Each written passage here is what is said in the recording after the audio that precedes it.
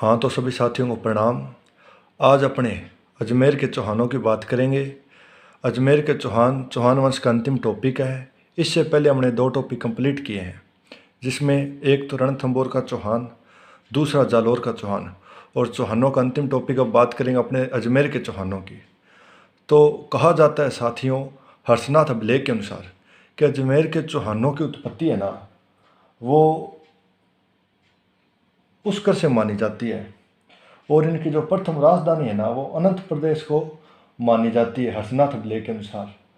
और साथ में यह कहा जाता है कि वासुदेव चौहान थे अजमेर से, जिन्होंने अजमेर के चौहानों की नींव रखी स्पादलक्स के आसपास। उनके अनुसार अजमेर के चौहानों की प्रथम राजधानी यही छतरपुर नागौर को माना जाता है।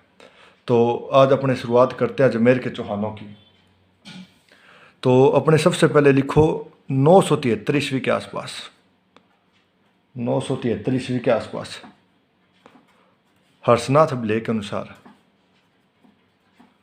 हर्षनाथ अभिलेख के अनुसार अजमेर के चौहानों की उत्पत्ति पुष्कर से मानी जाती है। साथ साथ में लिखते जाना, अजमेर के चौहानों की उत्पत्ति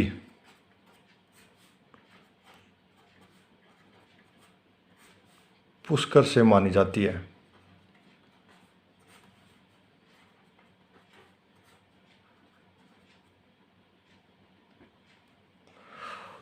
और इनकी जो प्रथम राजधानी है अनंत प्रदेश,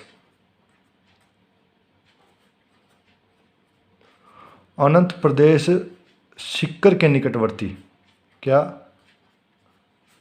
जो सीकर के निकटवर्ती क्षेत्र है, सीकर के निकटवर्ती क्षेत्र कौन सा? अनंत प्रदेश। और सीकर का नाम ले लिया है तो सीकर में एक तो है मंदिर हर्ष भेरू का, हर्ष भेरू, और एक है जीण माता, जीण माता का मंदिर।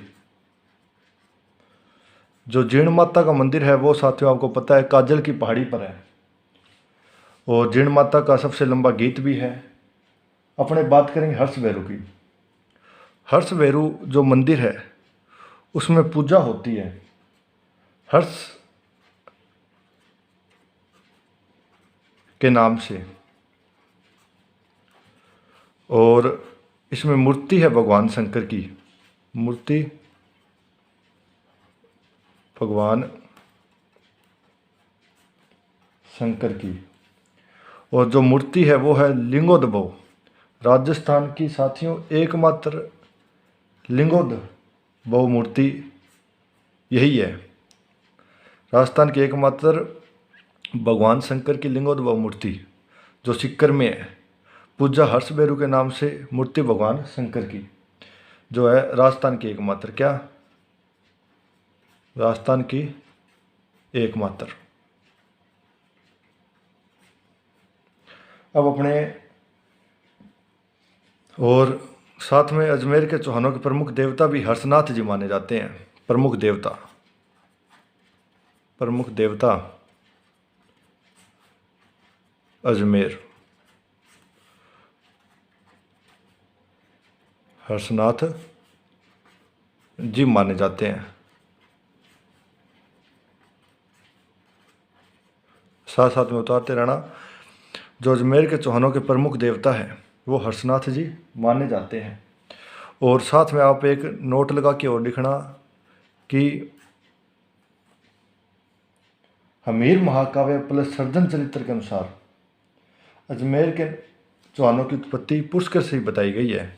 इसमें अपने को एक और उल्लेख मिलता है, मतलब ये तो तय हो गया कि अजमेर के चौहानों की उत्पत्ति पुष्कर से ही है, क्या कि हमीर महाकाव्य प्लस सर्जन चरित्र, हमीर महाकाव्य प्लस सर्जन चरित्र पुस्तक के अनुसार पुस्तक के अनुसार अजमेर के चौहानों की उत्पत्ति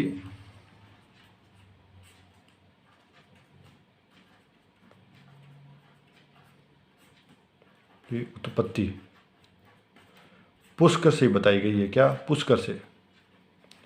पुष्कर से ही मानी जाती है। साथ साथ में उतारते रहना। तो अपने बात की है कि हमीर महाकाव्य और सर्जन चरित्र जो पुस्तक है उसके अनुसार भी अजमेर के चौहानों की उत्पत्ति पुष्कर से बताई गई है।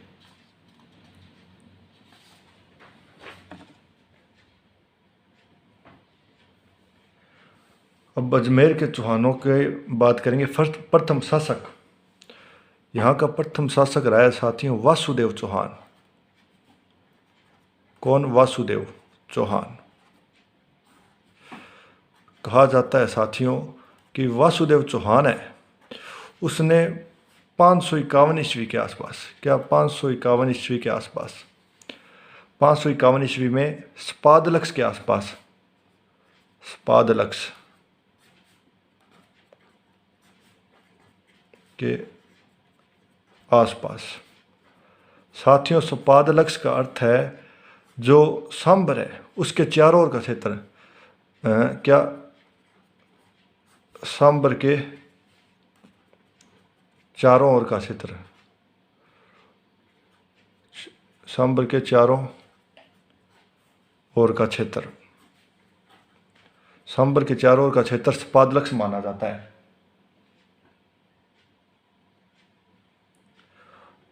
मतलब वासुदेव चौहान 551 ईस्वी में स्पादलक्ष के आसपास सांबर के चारों ओर का क्षेत्र स्पादलक्ष माना जाता है। यहाँ पे चौहान वंश की नींव रखी। क्या? चौहान वंश की, चौहान वंश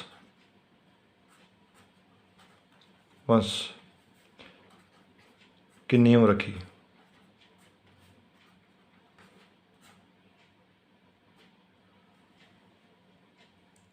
और जो स्पादलक्ष है, मतलब जो स्पादलक्ष जो सांबर है उसका निर्माण भी वासुदेव चौहान ने करवाया। जो सांबर झील का नोट, इधर नोट लगा के लिख लेना आप।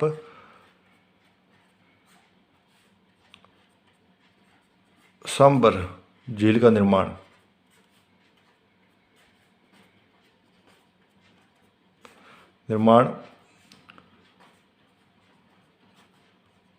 वासुदेव चौहान ने करवाया, वासुदेव चौहान के द्वारा कराया गया। और इससे ज़्यादा आपको बताने की जरूरत नहीं है कि सांबर राजस्थान की सबसे बड़ी खारे पानी की झील है और भारत की दूसरी सबसे बड़ी खारे पानी की झील है। भारत की प्रथम चिल्का झील ओडिशा, जबकि दूसरी सांबर। और राजस्थान की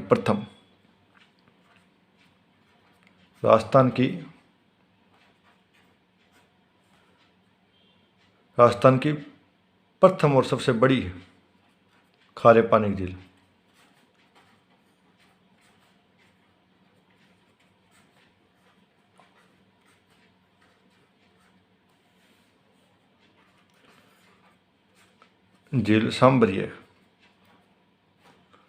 सांबर ही है।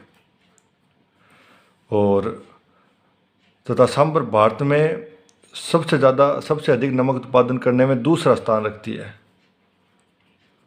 भारत में सेकंड स्थान। और एक बात और करेंगे, सांबर में जल गिराने वाली प्रमुख नदियां, जल गिराने वाली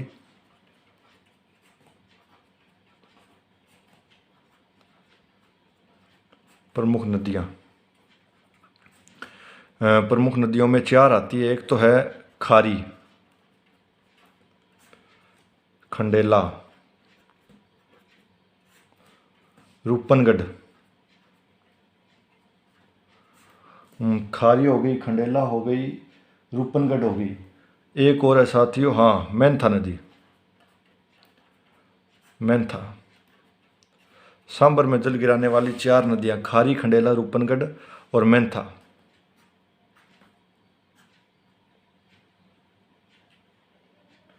इतनी नदियां सांबर झील में जल गिराती है।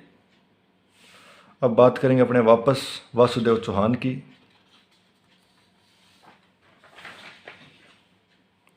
जो वासुदेव चौहान है,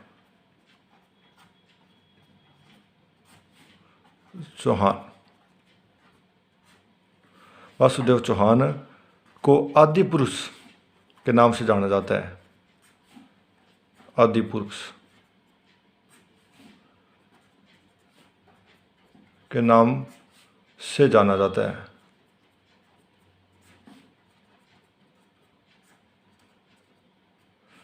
वासुदेव चौहान को आदि पुरुष के नाम से जाना जाता है।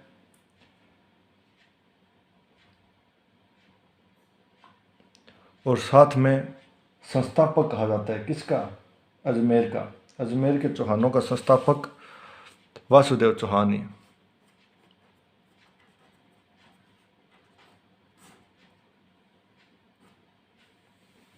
और वासुदेव चौहान ने चौहानों की प्रथम राजधानी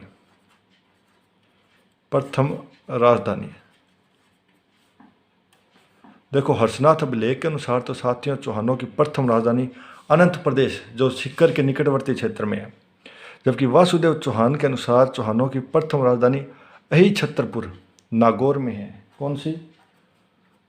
अही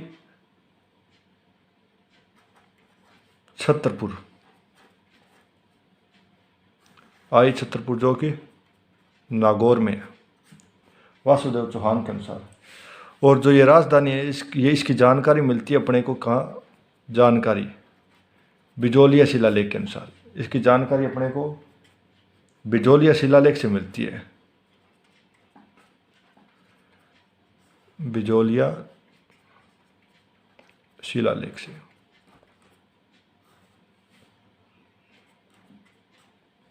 प्रथम राजधानी छतरपुर नागौर वासुदेव चौहान के अनुसार जानकारी बिजोलिया शिलालेख से अपने को मिलती है।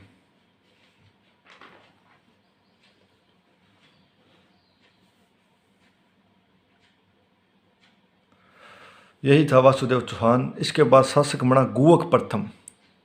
वासुदेव चौहान के बाद शासक बना गुवक प्रथम। कौन? गुवक प्रथम। जो गुवक प्रथम था साथियों वो प्रतिहारों का सामंत था। क्या था? प्रतिहारों का सामंत। और 805 ईस्वी में कहा जाता है कि 805 ईस्वी में कन्नौज के राजा नागभट्ट सेकंड थे और राज्यसभा में गुवक जो प्रथम है उसको वीर राजा की उपाधि से सम्मानित किया गया। क्या? 805 में ईस्वी में साथ में उतारते रहना। कन्नौज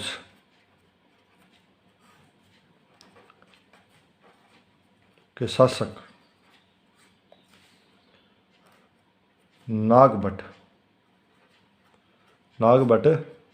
द्वितीय थे और राज्यसभा में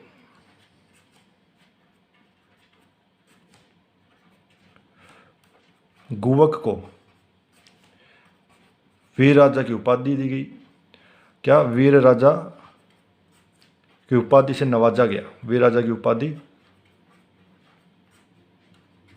दी। और कहा जाता है कि गुवक जो प्रथम है उसने सीकर में हर्षनाथ जी के मंदिर का निर्माण कार्य शुरू करवाया था। कौन? जो गुवक प्रथम है उसने सीकर में हर्षनाथ मंदिर का निर्माण कार्य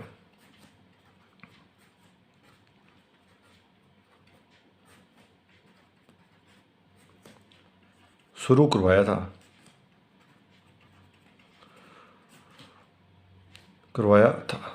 साथियों जो सीकर में हर्षनाथ मंदिर है उसका निर्माण कार्य गुवक प्रथम ने शुरू करवाया था, जबकि जो निर्माण कार्य संपन्न है वह सिंहराज ने करवाया था। तो उतार लिया होगा आप सभी ने। अब बात करेंगे अपने गुवक प्रथम के बाद सिंहराज। अजमेर के चौहानों के शासकों में अब बात करेंगे अपने सिंहराज। इसकी और कुछ विशेष बात नहीं है। सिंहराज ने हर्षनाथ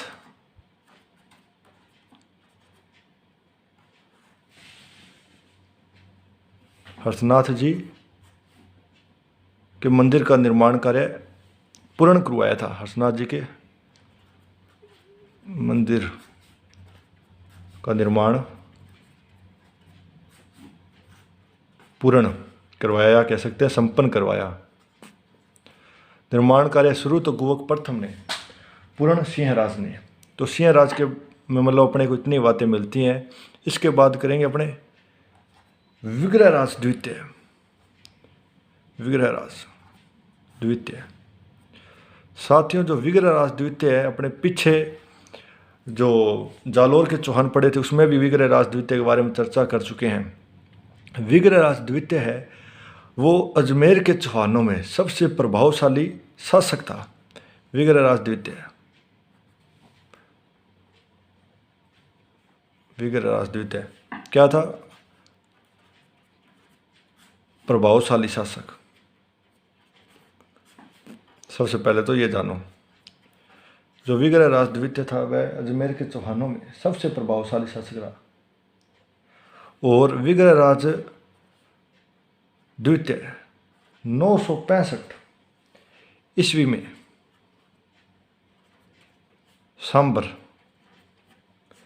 सांबर अजमेर का शासक बना था। सांबर का शासक बना।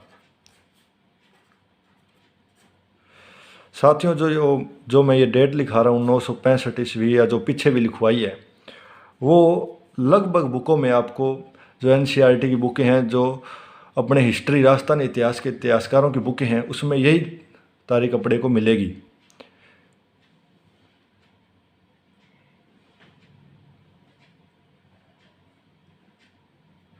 और अपने पीछे भी पढ़ा है कि विग्रहराज द्वितीय ने बड़ौच गुजरात में आशापुरी माता का मंदिर बनवाया था। चौहानों की कुल देवी बड़ौच गुजरात में, बड़ौच गुजरात में आशापुरी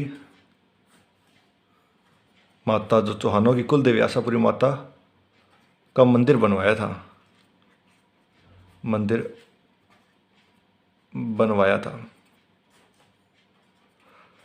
साथियों, यही बातें विग्रहराज द्वितीय के बारे में हमें मिलती है कि अजमेर के चौहानों में सबसे प्रभावशाली शासक विग्रहराज द्वितीय। हाँ, और अजमेर के चौहानों में वह शासक जिसने दिल्ली पर सर्वप्रथम अधिकार किया था, मतलब प्रथम और अंतिम बार अधिकार किया था चौहानों में, वह था विग्रहराज चतुर्थ, जिसे अपने विशल देव भी कहते हैं, लेकिन ये है विग्रहराज द्वितीय। इसके बाद अपने बात करेंगे अजयराज की। किसकी? अजयराज, जिसने अजमेर को राजधानी बनाया था। अजयराज, जिसे अपने अजयपाल भी कहते हैं। अजयराज या अजयपाल। और जो इसका शासनकाल था वो था 1113 से 1133। क्या? 1113 से 1133। और कहा जाता है किसके अनुसार? पृथ्वीराज विजय के अनुसार कि 1113 ईस्वी में अजय मेरू नगर बसाकर, किसने? अजयराज ने चौहानों की राजधानी बनाई थी। कि पृथ्वीराज विजय के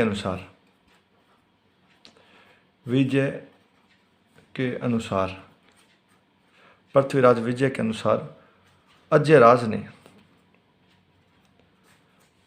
ने अजय मेरू नगर बसाकर 1113 में अजय मेरू नगर बसाकर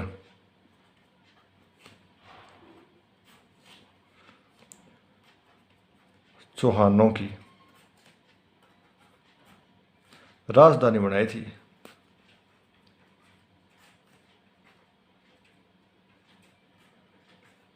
कि पृथ्वीराज विजय के अनुसार अजयराज ने अजय मेरू नगर बसाकर चौहानों की राजधानी बनाई थी। साथियों, और बिडली नामक पहाड़ी पर जो गढ़ है उसका निर्माण भी किसने करवाया था? अजयराज ने। कि बिडली नामक पहाड़ी पर बिडली नामक पहाड़ी पर गढ़ का निर्माण करवाया जयराज ने। पहाड़ी पर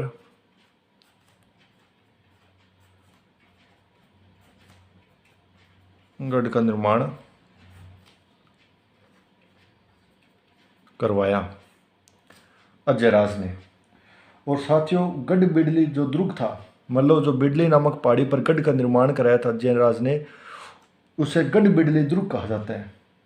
तो उसमें अपने को मीरान साहब की दरगाह और जो एक वो रूठी रानी, इतिहास में जिक्र आता है, रूठी रानी जो थी मालदेव की पत्नी, उसका नाम था कुमादेव, उसका महल और घोड़ों की मजार और पृथ्वीराज का स्मारक भी बना हुआ है।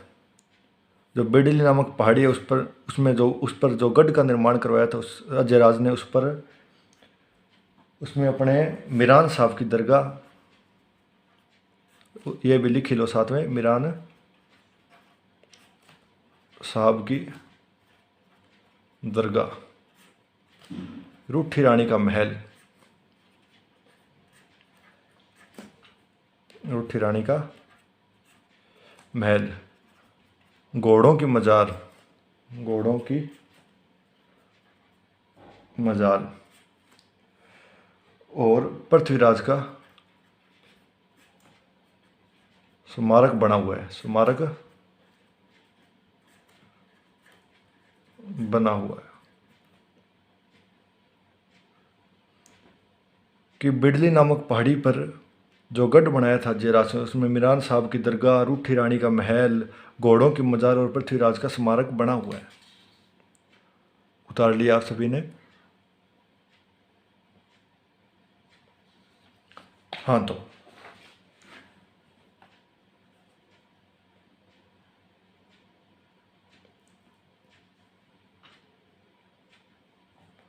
और अब अपने बात करेंगे आगे अजयराज। अजयराज के बारे में कुछ और भी शब्द कहे हैं।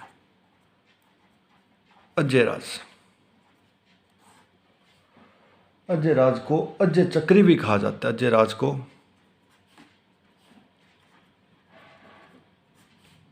अजय चक्री भी कहा जाता है।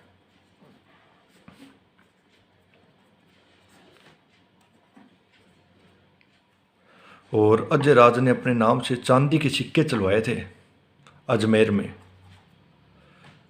क्या चलवाए थे? चांदी के सिक्के, चांदी के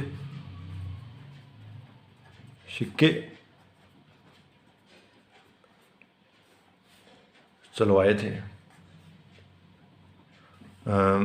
उसका नाम था अजय प्रिय, अजय प्रिय, श्री अजय देव सिक्कों का, अजय प्रिय दमस और श्री अजय देव। ये थी प्रमुख बातें अजमेर के एक शासक अजयराज की। तो इसी क्रम में अपने पढ़ेंगे अन्ना जी या अरुणोराज। दो नाम आते हैं अन्ना जी। अन्ना जी के नाम से अन्ना सागर झील अजमेर में बनी हुई है। अन्ना जी या अरुणोराज। साथियों, अब अपने बात करेंगे अजमेर के चौहानों के क्रम में अन्ना जी या अरुणोराज। इनका शासक रहा था 1150 तक। हाँ, 1113 से 1133 तो अजयराज या अजयपाल का रह चुका है और 1133 से 1150 अन्ना जी का। और अन्ना जी ने गुजरात के चालुक्य वंश के शासक जय सिंह की पुत्री कांचन देवी से विवाह किया था। अन्ना जी ने, ये भी लिख लो, अन्ना जी ने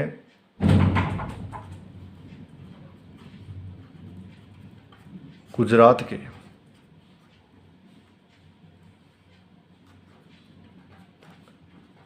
चालुक्य वंश के शासक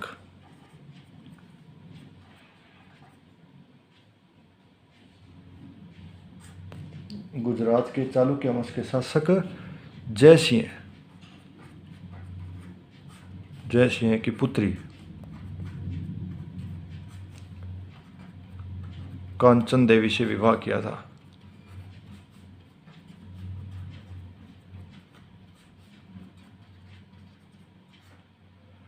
कांचन देवी से विवाह किया था। और अन्नाजी अरुणोराज ने पुष्कर में वराह मंदिर का निर्माण करवाया था। पुष्कर में वराह मंदिर का निर्माण करवाया। वराह मंदिर साथियों, वराह मंदिर मतलब विष्णु मंदिर। वराह मंदिर को विष्णु मंदिर भी कहा जाता है। विष्णु मंदिर।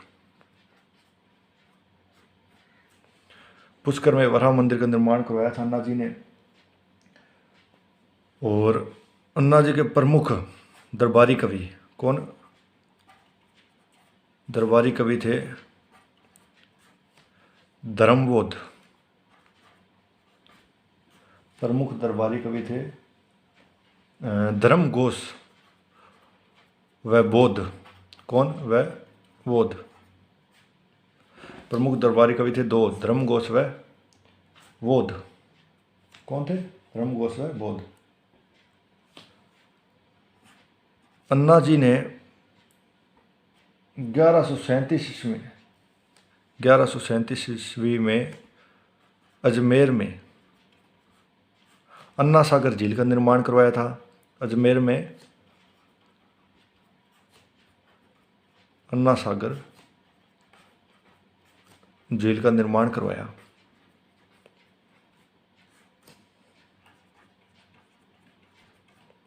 क्या साथियों की अन्नाजी अरुणोराज ने 1137 ईस्वी में अजमेर में अन्ना सागर झील का निर्माण करवाया था।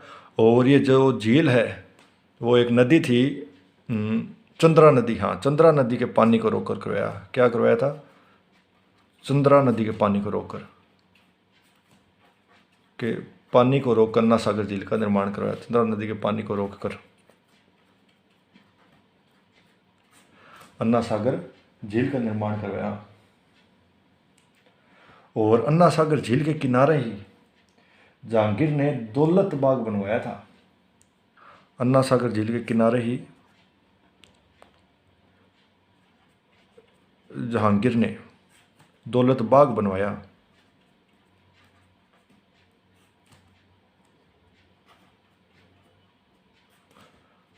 दौलत बाग बनवाया।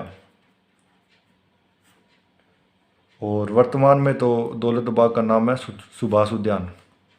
वर्तमान में क्या नाम है? सुभाष उद्यान। सुभाष उद्यान। और हाँ साथियों कि जो दौलत बाग बनवाया था जहांगीर ने, और नूरजहां की जो माँ थी अस्तम बेगम, उसमें जो वो दौलत बाग है, गुलाब के पौधों का बाग, उससे इत्र का आविष्कार किया था। ये भी चलो लिख ही लो, इधर साइड में लिख लेना थोड़ा सा कि नूरजहां की माँ असमत बेगम ने इत्र का आविष्कार किया था। इत्र का आविष्कार किया था किससे? गुलाब से इत्र का आविष्कार किया।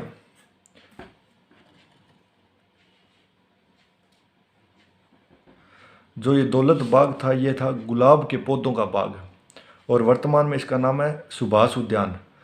और नूरजहां की माँ असमत बेगम ने इत्र का आविष्कार किया था इन गुलाब से। लिख लिया होगा सभी ने।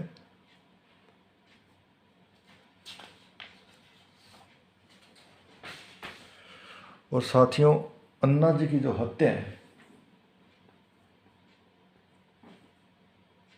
अन्ना जी की जो हत्या, अरुणोराज की या अन्ना जी की हत्या, अन्ना जी की हत्या, अन्ना जी की हत्या इनके पुत्र जगदेव ने की थी। किसने की थी? इनके पुत्र जगदेव ने। अन्ना जी की हत्या उनके पुत्र जगदेव ने की थी। और जगदेव चौहानों का पितृहंता माना जाता है। चौहानों का पितृहंता।